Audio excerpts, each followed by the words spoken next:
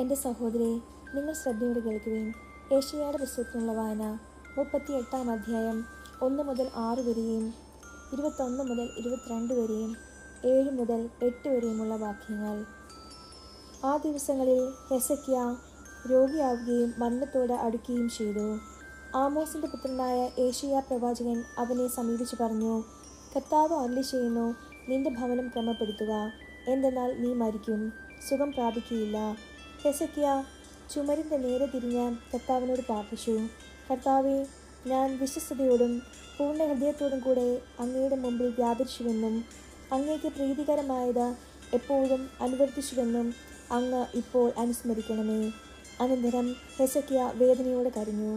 അപ്പോൾ ഏശയ്യായ്ക്ക് കർത്താവിൻ്റെ അരുളപ്പാടുണ്ടായി, നീ ചെന്ന് ഹെസക്കിയായോട് പറയുക, നിന്റെ പിതാവായ ദാവീദിൻ്റെ ദൈവമായ കർത്താവ് അരുളിച്ചെയ്യുന്നു, നിന്റെ പ്രാർത്ഥന ഞാൻ ശ്രവിച്ചിരിക്കുന്നു, നിന്റെ കണ്ണുനീർ ഞാൻ ദർശിച്ചു. ഇതാ, നിന്റെ ആയുസ് 15 വർഷം കൂടി ഞാൻ ദീർഘിപ്പിക്കും. ഞാൻ നിന്നെയും ഈ നഗരത്തെയും അസീറിയ രാജാവിൻ്റെ കരങ്ങളിൽ നിന്നും രക്ഷിക്കുകയും ഈ നഗരത്തെ സംരക്ഷിക്കുകയും ചെയ്യും. അപ്പോൾ ഏശയ്യാ പറഞ്ഞു, അവൻ സുഖം പ്രാപിക്കേണ്ടതിന് ഒരു അത്തിയട എടുത്ത് അവൻ്റെ പരുവിൽ വയ്ക്കുക. ഞാൻ കർത്താവിൻ്റെ ഭവനത്തിൽ പ്രവേശിക്കുമെന്നതിൻ്റെ അടയാളം എന്തായിരിക്കുമെന്ന് ഹെസക്കിയാ ചോദിച്ചിരുന്നു.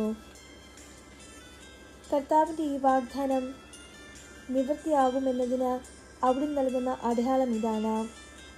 ആസാഹിൻ്റെ ഘടികാരത്തിൽ അസ്തമയ സൂര്യൻ്റെ രശ്മികളേറ്റുണ്ടാകുന്ന നിഴൽ 10 ചുവട് പുറകോട്ട് തിരിയുന്നതിന് ഞാൻ ഇടയാക്കും.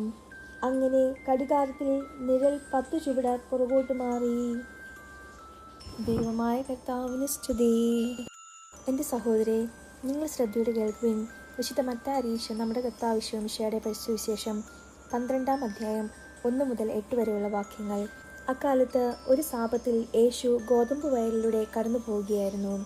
അവൻ്റെ ശിഷ്യന്മാർക്ക് വിശന്നു. അവർ കതിരുകൾ പറിച്ചു തിന്നാൻ തുടങ്ങി. ഫരിസേയർ ഇത് കണ്ട് അവനോട് പറഞ്ഞു, നോക്കൂ, സാപത്തിൽ നിഷിദ്ധമായത് നിന്റെ ശിഷ്യന്മാർ ചെയ്യുന്നു. അവൻ പറഞ്ഞു, വിശന്നപ്പോൾ ദാവീദും അനുജന്മാരും എന്താണ് ചെയ്തതെന്ന് നിങ്ങൾ വായിച്ചിട്ടില്ലേ? അവൻ ദൈവഭവനത്തിൽ പ്രവേശിച്ച് പുരോഹിതന്മാർക്കല്ലാതെ തനിക്കോ സഹചരന്മാർക്കോ ഭക്ഷിക്കാൻ അനുവാദമില്ലാത്ത കാഴ്ചയപ്പം ഭക്ഷിച്ചതെങ്ങനെ? അല്ലെങ്കിൽ സാപത്ത് ദിവസം ദേവാലയത്തിലെ പുരോഹിതന്മാർ സാപത്ത് ലംഘിക്കുകയും അതേസമയം കുറ്റമറ്റവരായിരിക്കുകയും ചെയ്യുന്നതെങ്ങനെയെന്ന് നിങ്ങൾ നിയമത്തിൽ വായിച്ചിട്ടില്ലേ? എന്നാൽ ഞാൻ നിങ്ങളോട് പറയുന്നു, ദേവാലയത്തേക്കാൾ ശ്രേഷ്ഠമായ ഒന്ന് ഇവിടെയുണ്ട്.